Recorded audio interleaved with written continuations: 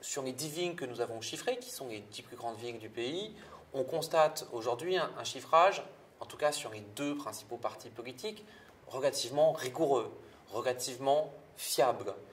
Il n'en reste pas moins que ce chiffrage, généralement, sauf dans le cas de Paris, ne propose pas ce qu'on appelle le bouclage budgétaire, c'est-à-dire comment l'intégralité des projets qui sont présentés pour une mandature à venir sont financés. Les candidats, évidemment, et c'est le jeu, font beaucoup de promesses dans différents domaines qui vont de la sécurité au transport, au rangement, à la petite enfance. Donc, ils répondent aux aspirations de l'ère du temps. Mais c'est vrai qu'aujourd'hui, c'est difficile, il est difficile pour celui qui chiffre, il est difficile, a fortiori pour les lecteurs, de discerner ce qui va relever demain de la commune, de l'intercommunalité. Et il est difficile, il sera peut-être difficile, je crois que de ce point de vue-là, les médias, les think tanks, les associations auront un rôle important, c'est de suivre les engagements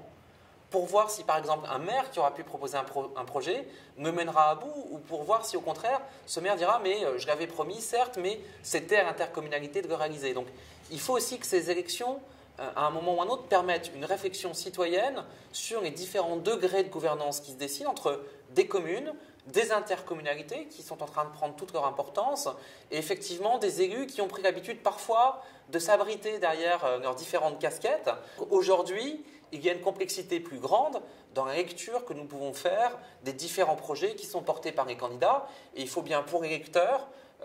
revenir à une sorte de reddition des comptes, à une sorte de présentation des comptes, à une sorte de bilan afin que les lecteurs s'y retrouvent et puissent voir si, au fond, les engagements qui ont été contractés vis-à-vis de lui ont été tenus ou pas.